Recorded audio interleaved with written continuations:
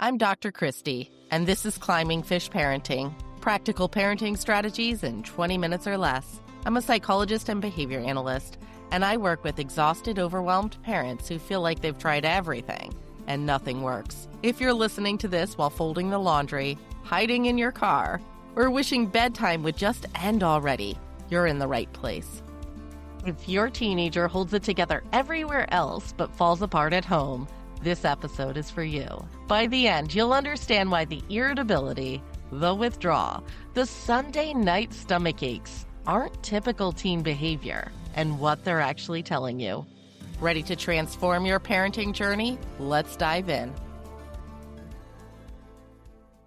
I want to start with a mom I worked with.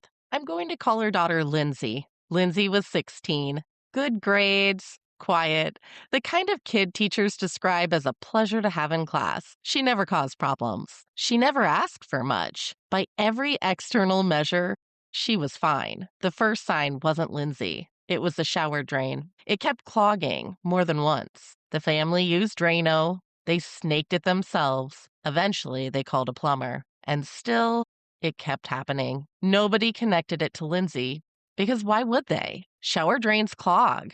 It's a plumbing problem. You fix the plumbing.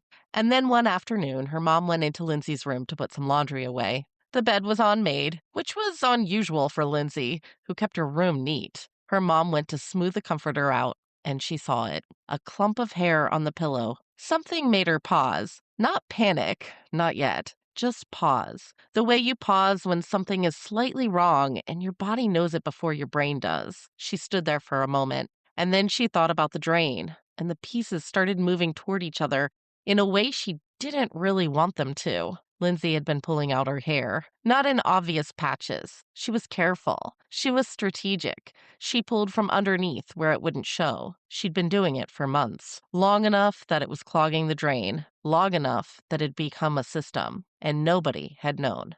Not her teachers, not her friends, not her parents. Because Lindsay, like so many teenagers who are wired differently, had become extraordinarily good at making sure nobody knew. I want to stay in that moment for a second. The mom smoothing the comforter, the clump of hair, the pause before she fully understood what she was looking at. I think a lot of parents of teenagers live in a version of that pause. Something is slightly off.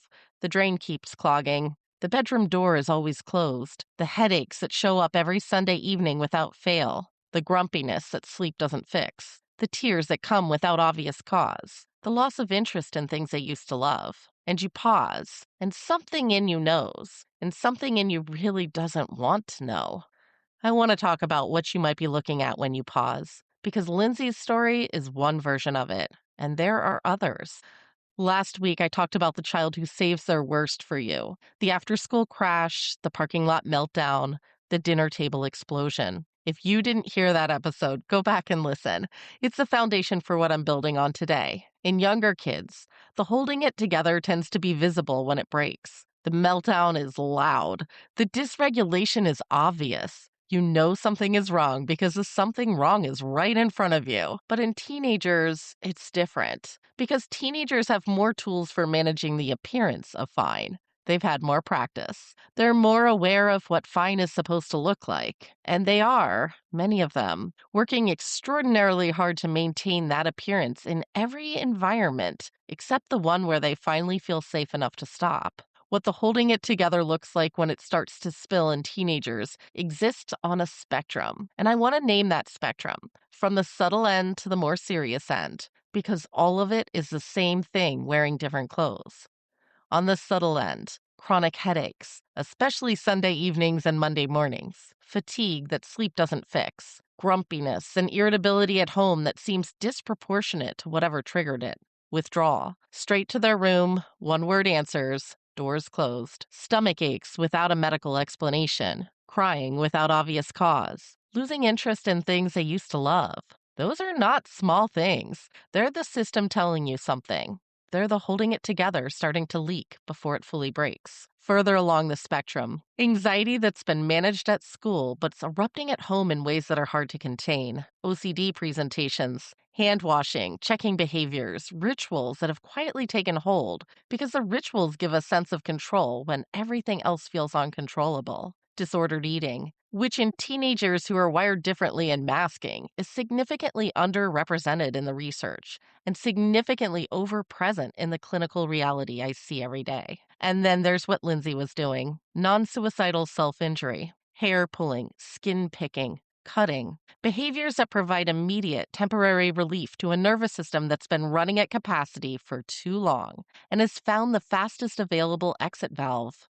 I want to say something important here. Non suicidal self injury is not the same as suicidal ideation. They're related and can exist together. Self injury does elevate risk, and that risk needs to be taken seriously. But they're not necessarily the same thing. A teenager who's self injuring doesn't mean that they want to die. It can mean that, but it doesn't have to.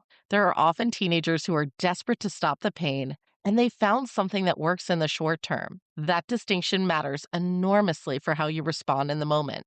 And it's one of the reasons this topic deserves its own full episode, which I'm going to do in the future. Today, I'm naming it as part of this spectrum because you need to know it exists here. If you're worried about your child right now, not next week, right now, please go to climbingfishparenting.com/resources. If it's a crisis, please seek crisis support immediately. Don't wait for a podcast episode.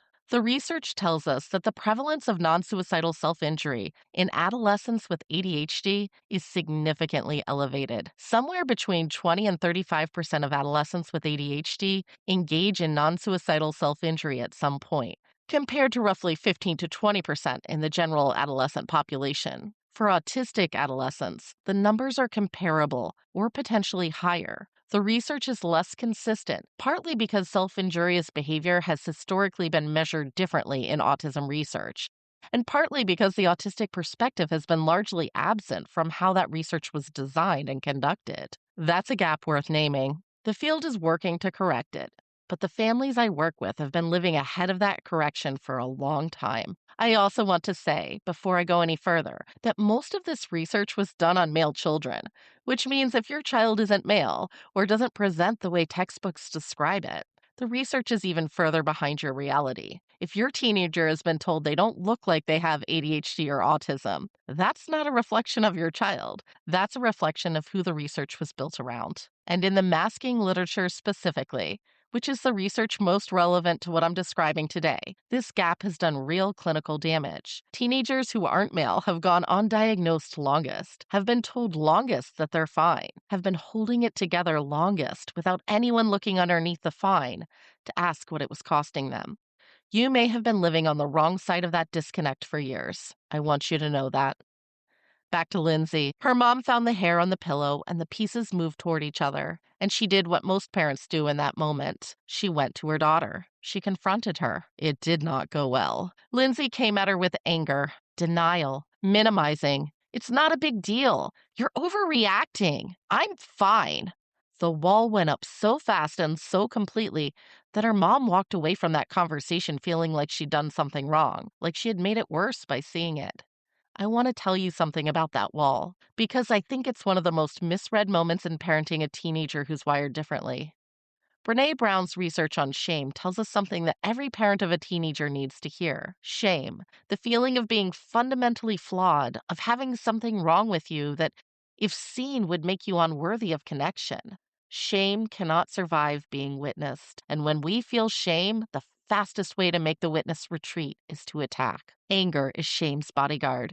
It keeps people far enough away that the shameful things stay hidden. When Lindsay came at her mom with that wall of anger, that was not Lindsay not caring. That was Lindsay being terrified of being seen. Because being seen meant that the thing she had worked so hard to keep hidden, the evidence that she was not, in fact, fine, was now visible. And if her mom could see it, maybe everyone else could too. Maybe the performance she had been maintaining so carefully was over. The anger was protecting something real, something true, something that needed a very different kind of response than the one the anger was designed to provoke. There's a clinical moment I've sat with more times than I can count, and I want to describe it to you because I think it will help you understand what's underneath the wall. There's a particular kind of exhale I've learned to recognize in teenagers who've been holding it together for a very long time. It's not the annoyed side. Every parent of a teenager knows that one. This is different. This is quieter. It sounds like someone who's been breathing in, only in, for so long that when they finally let it out, even they seem surprised by it.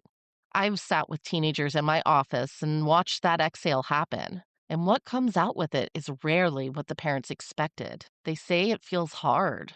Not hard like a bad week, hard like a weight they've been carrying for so long they can't remember what it felt like not to carry it. They say they feel like they're never going to keep up, that if they stop, if they let the performance slip for even a moment, everything is going to fall apart. They catastrophize what happens if they can't hold it together. The grades, the friendships, the way people see them. They've built an identity around being fine, and they're genuinely terrified of what exists on the other side of that identity. And underneath all of that, underneath the catastrophizing and the weight and the fear of being seen, is something much simpler. It's too hard to carry alone. That's what they say when the exhale finally comes. It's too hard. I've been doing it alone for so long, and I don't know how to stop. That is not a teenager who doesn't care. That is a teenager who's been carrying enormously, exhaustingly, invisibly for a very long time. So, why does this happen in teenagers specifically, more than in younger kids? Russell Barkley's longitudinal research on executive function development tells us that the brain's self regulation system continues developing into the mid 20s for typical brains, and often significantly longer for brains that are wired differently. Which means that as the demands of adolescence increase, more complex academics, more nuanced social dynamics, more independence required across more domains simultaneously, the gap between what is being asked of your teenager's brain and what their brain can currently deliver keeps widening. And here's what makes the teenage version of this different from the younger child version. Younger kids don't always know they're struggling. They melt down in the parking lot because their system is depleted and the system doesn't have a filter anymore. They're not aware of the performance of fine in the way older kids are. Teenagers know. They're acutely, painfully aware that they're working harder than everyone around them to maintain an appearance that everyone around them seems to maintain effortlessly. They see the gap between themselves and their peers. They feel the effort it takes to cross it every single day. And they have learned, through years of being told they're fine, through teachers who praise their compliance, through a research literature that wasn't built around their profile, that the way to survive is to keep performing fine and hope nobody looks too closely. The masking research, the growing body of work on how autistic and ADHD adolescents learn to suppress their authentic responses in order to appear neurotypical, shows us clearly that this suppression has a cost, a significant, measurable neuropsychological cost. The effort of masking is not metaphorical. It draws from the same finite resources that everything else draws from. And by the time your teenager gets home, by the time they're finally somewhere their nervous system reads as safe, there's often very little left, which is why the drain kept clogging, which is why the hair was on the pillow, which is why Lindsay came at her mom with anger, when what she actually needed was the thing she was most afraid to ask for. I want to give you one thing to try this week. Not a confrontation, not a system, not a conversation you've been preparing yourself to have. Create one moment where you're available without agenda. No questions, no check ins, no, I've noticed, and no, we need to talk. Just present in the same room, doing something, anything that doesn't require your teenager to perform fine one more time for one more person and see if the exhale happens. You can't force it. You can't manufacture the conditions for it by trying too hard, but you can create the space. And sometimes, not always, but sometimes, the space is enough.